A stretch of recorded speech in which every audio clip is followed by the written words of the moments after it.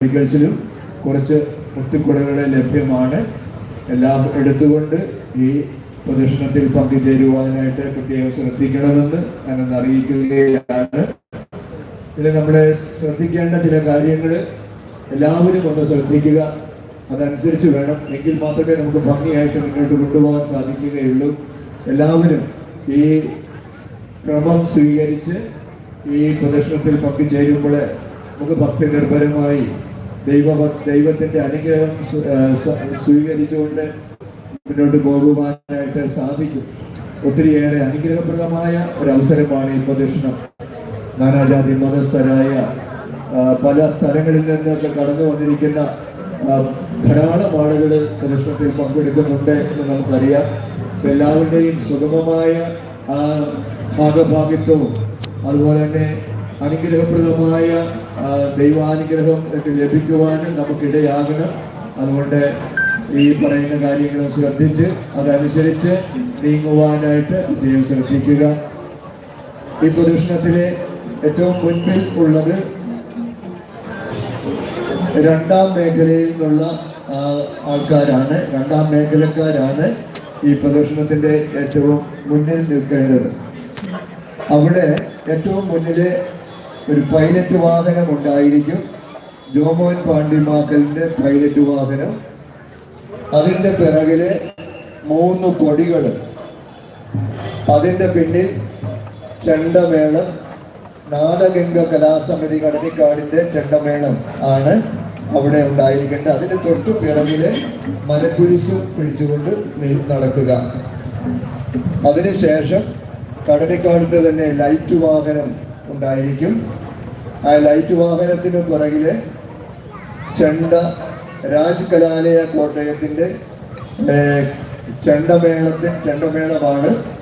ഇവിടെ ഇടയ്ക്കിടയ്ക്കായിട്ട് ഏകദേശം 400ഓളം മുത്തിക്കൊടകൾ വഹിച്ച് ഇതിനെ മോടി പിടിപ്പിക്കേണ്ടതാണ് എന്ന് പ്രത്യേകമായിട്ട് അറിയിക്കുന്നു. ഈ ചെണ്ടമേളത്തിന്റെ തൊട്ടു പിറകിലെ അപ്പച്ചൻകുട്ടി ഗ്രേറ്റ് ഫിഷറീസിന്റെ ലൈറ്റ് വാഹനം. അതിൻ്റെ പിറകിലെ band set select and angel band തെക്കേത്ത് കവലയുടെ ബാൻഡ് മേളം. അതിൻ്റെ പിറകിൽ അപ്പു മേലയിടത്തിന്റെ ലൈറ്റ് വാഹനം. അതിൻ്റെ പിറകിൽ രാജ് കലാലയ കോട്ടയം ടീം ചെണ്ടമേളം. ഇത്രയുമാണ് ഒന്നാമത്തെ ലീഡിംഗ് സെക്ഷനിൽ ഉണ്ടായിരിക്കേണ്ടത്.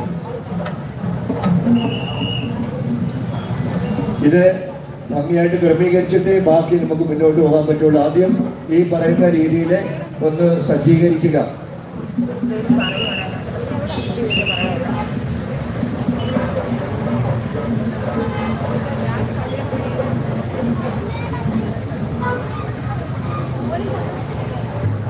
ഈ പറഞ്ഞ ആ ഓർഡറിൽ അത് കൃത്യമായിട്ട് നിൽക്കുവാനായിട്ട് ശ്രദ്ധിക്കുക. എങ്കിൽ മാത്രം അതിൻ്റെ പിറകിൽ നമുക്ക് അടുത്ത മേഖലക്കാർ നമുക്ക് ക്രമീകരിക്കുവാനായിട്ട് സാധിക്കും. അപ്പോൾ ഈ ഓർഡർ ഒന്നുകൂടി ഞാൻ സൂചിപ്പിക്കുകയാണ്. ഇത് ലീഡ് ചെയ്യുന്നത് രണ്ടാം മേഖലക്കാരാണ്. അവിടെ ഏറ്റവും മുന്നിലായിട്ട് ജോമോൻ പാണ്ടിമാക്കലിന്റെ പൈലറ്റ് വാഹനം. അതിൻ്റെ പിറകില് 3 കൊടികൾ. ഇപ്പോൾ ആ കൊടികളെ ആശീർവദിച്ചുകൊണ്ടിരിക്കുകയാണ്.